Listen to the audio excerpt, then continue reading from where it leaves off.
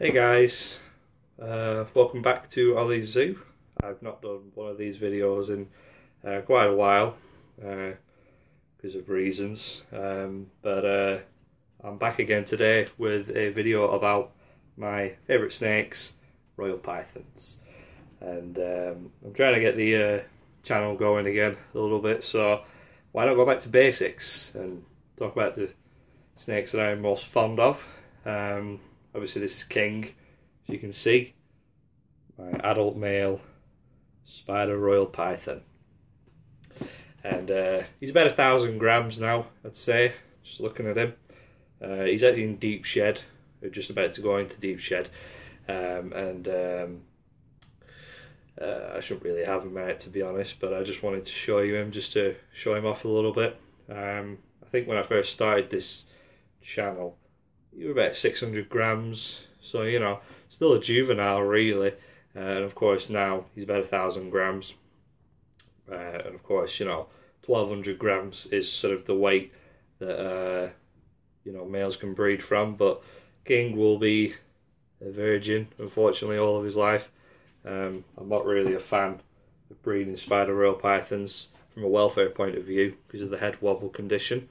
Of course, aesthetically they're a beautiful snake, lovely patterns on them, but unfortunately, King, I can't breed you. So I'll just put him away, get our big boy Alfred out, and then we can talk about how to look after royal pythons. Here's my boy Alfred. He's definitely over 1,200 grams, so he's prime breeding condition, and I'm hoping to breed him this December actually, which is when the snake breeding season is. Winter time, obviously, when it cools down. Snakes being short day breeders, they breed when the days are short, which of course is winter, so I'll show you his betrothed in a little while. But of course, Alfred was my first ever reptile, and you know, I'm passionate about snakes and different species of snakes, Colombians, you know, boa constrictors, green tree pythons, corn snakes, but royal pythons will always hold a special place in my heart because they're the first snake that I ever owned, and I've had tremendous success with them. And as we know, males get to about 3.5 foot long, females get a little bit bigger, they get to about 5.5 foot, maybe even 6 foot. You know, so they're not the giants of the python world.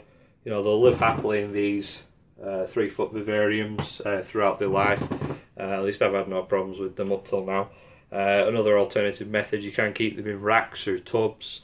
And again, you know, I've started doing that this year, not had any problems with them.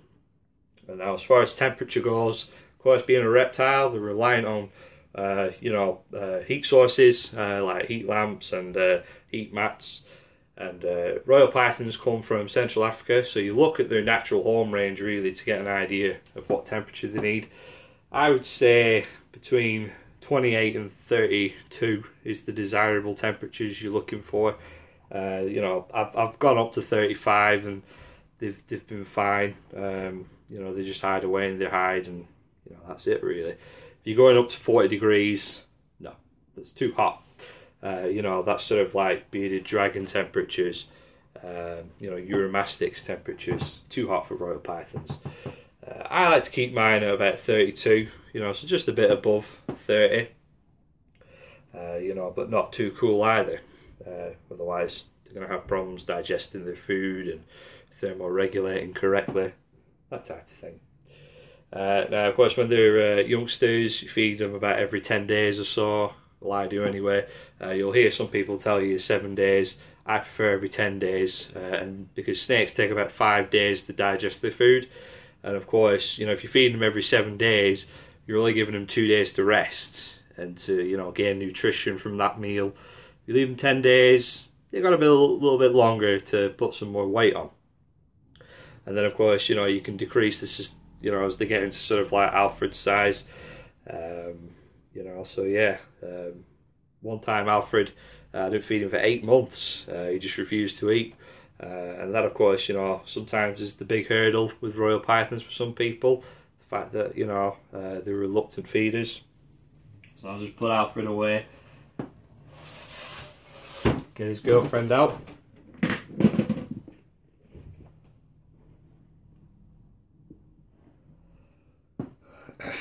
Here's Rhonda. This is Alfred's betrothed. As I was saying, I'm hoping to breed her and Alfred together this Christmas, this winter. She's Heifer-pied, 100% Heifer-pied. She's got the train track marks there, lead all the way down, those genetic markers that let me know that she's Heifer-pied. So I'm hoping to breed her with Alfred, see what happens there. Hopefully he's Heifer-pied and we can get some lovely piebald babies. So that would be awesome. One of my dream snakes, piebalds. But yeah, as I was saying about Royal Pythons, the one issue most people have with them is that they can be fussy eaters. At least reluctant and stubborn at times. I'm having problems with my black pastel at the moment, Bella. Again, really tough to get in her to eat at the moment. Bailey, my spider yellow belly, I'm having to force feed her right now. That's more to do with the spider head wobble gene. But, sometimes they can be, difficult feeders compared to most snakes that'll eat for fun. But you've got to persevere with them. You've got to understand the animal's needs. This is a very shy and docile species. Royal pythons are naturally in the wild. They live in burrows, holes. They hide under rocks and things like that. These animals are very low down on the food chain in the wild. And of course, people thinking about snakes being these monsters of the jungle, and they're in the case of royal pythons, they're very low down on the food chain. A lot of things eat these snakes, including humans as well. So it's just one of them. So you've got to understand that this animal is very shy by nature. It has to avoid predators.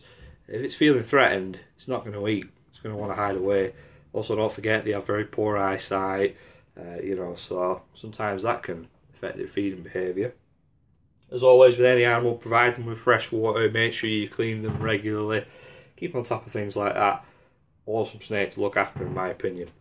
So that'll about wrap it up for today, guys. This video's gone on a bit longer than what I wanted it to, so hopefully you stick with it, my faithful few viewers out there, and hopefully I'll be back again soon with another video. See you later, guys.